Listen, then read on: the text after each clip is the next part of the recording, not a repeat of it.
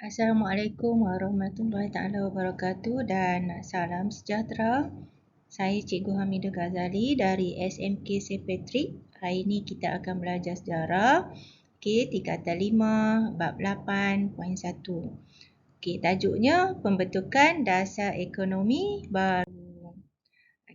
Dengan harapan akhir pembelajaran nanti, para pelajar akan dapat menjelaskan pembentukan dasar ekonomi baru. Baik, kita tengok apa dia dasar ekonomi baru ni. Baik, latar belakang dasar ekonomi baru ataupun singkatannya DEB. Selepas ni cikgu akan sebutlah DEB, maksudnya dasar ekonomi baru.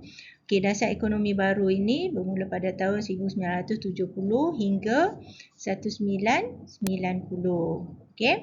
Baik. Jadi kita tengok apa dia dasar ni. Dasar ekonomi baru, dasar DEB dilaksanakan dalam tempoh 20 tahun sebagai rancangan pembangunan ekonomi dan perpaduan negara. Baik, jadi itu yang pertama lah. Kemudian yang kedua, kita tengok ni, dasar ekonomi baru ini dilancarkan melalui rangka rancangan jangka panjang pertama. Singkatan dia RRJP 1. Merangkumi 4 rancangan pembangunan 5 tahun Malaysia. Kemudian yang ketiga, tujuannya adalah untuk memulihkan ketidakseimbangan sosioekonomi yang wujud antara kaum. Sebab kita dah belajar dah sebelum ni kenapa perbezaan sosioekonomi antara kaum berlaku di negara kita. Kita dah belajar dah yang tu. Jadi dasar ekonomi baru ini nak pulihkan yang ni lah. Tak nak sosioekonomi ni bila sebut kaum, dia boleh tahu ini kaum apa. Kita tak nak macam tu. Kemudian yang seterusnya antara wilayah.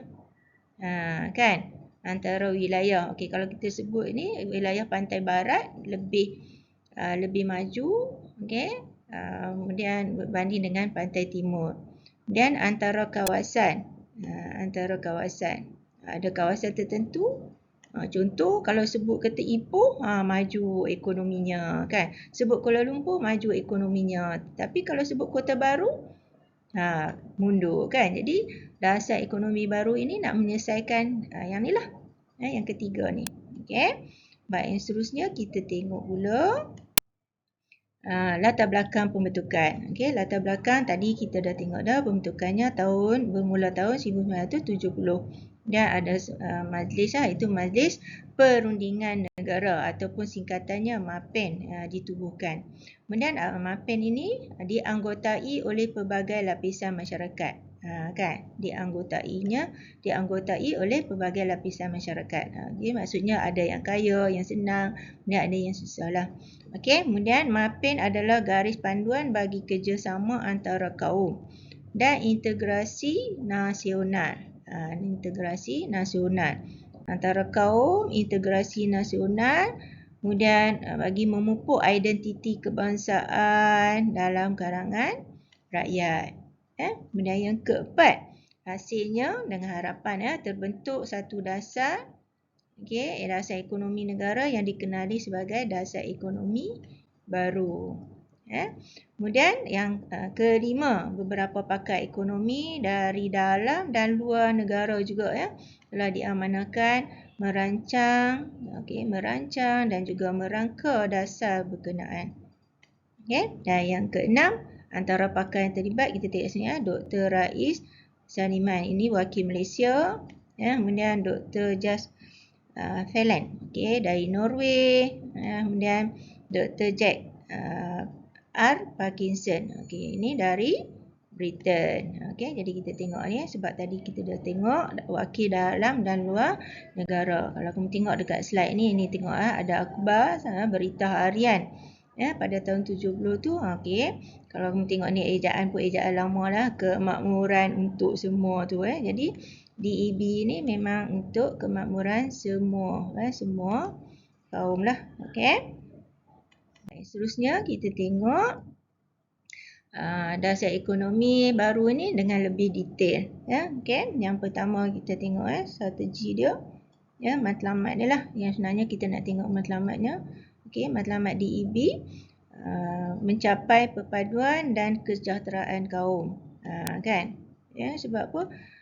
Bila sebut sosioekonomi ni, target akhir sekali memang perpaduan, hidup sejahtera. Kalau ekonomi okey, semua kaum seimbang, jadi akan hidup sejahtera.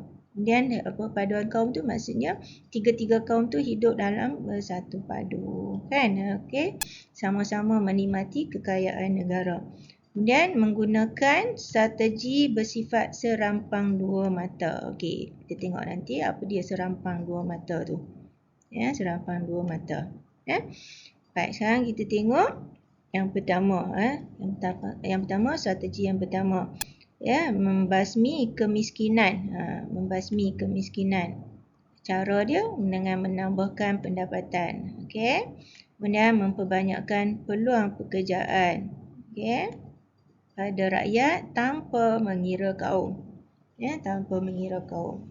Dan yang kedua kita tengok strategi yang kedua ada strategi DEB lah. Yang kedua, menyusun semula masyarakat dan kurangkan dan hapuskan pengenalan kaum ikut fungsi ekonomi. Sebab sebelum ni kita pun dah belajar kan. Okey, kalau sebut Cina berniaga kan. Kalau sebut India berada di ladang, dan sebut petani berada di kawasan pertanian. Jadi kita tak naklah ya ada titi yang macam tu. Okey, jadi itu yang dikatakan serampang dua mata ni. Okey, ini yang pertama, strategi yang pertama, dan ini strategi yang kedua. Okey.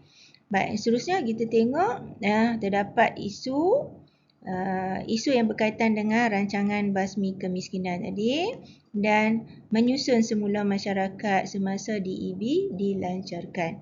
Okey, baik, kita tengok tu nah. Okey. Baik, seterusnya kita tengok sosioekonomi pada masa tu lah. Okey. Matlamat sosioekonomi. Baik, sekarang kita tengok sebelum adanya DEB, kita tengok ni berlakulah jurang sosioekonomi antara Bumiputera dengan bukan Bumiputera. Kamu pun dah tahu dah kan, Bumiputera tu siapa dan bukan Bumiputera itu siapa kan. Okey, kamu dah tahu dah.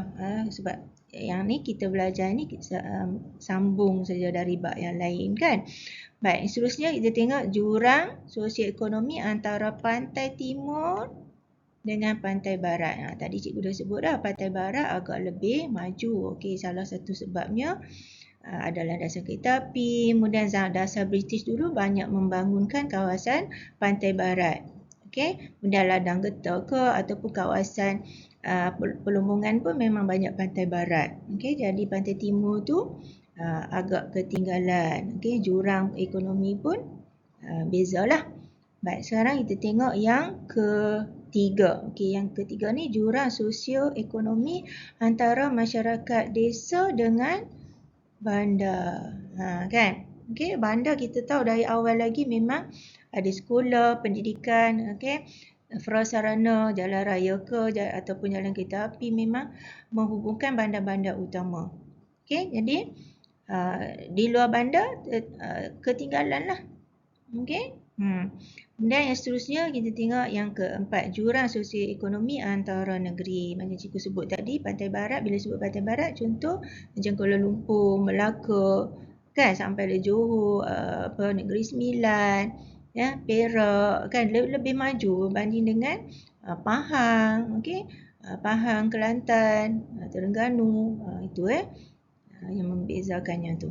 Baik, kemudian sebagai penutup pembelajaran kita pada hari ini, okey, jadi kamu bolehlah cuba menjawab soalan yang cikgu sediakan ni. Okey, soalannya kamu cubalah memahami dasar kerajaan penting kepada pembangunan negara. Okey, kamu boleh bincangkan. Ya, bincangkan. Kamu boleh Google jawapannya, kan, boleh bincang dengan kawan.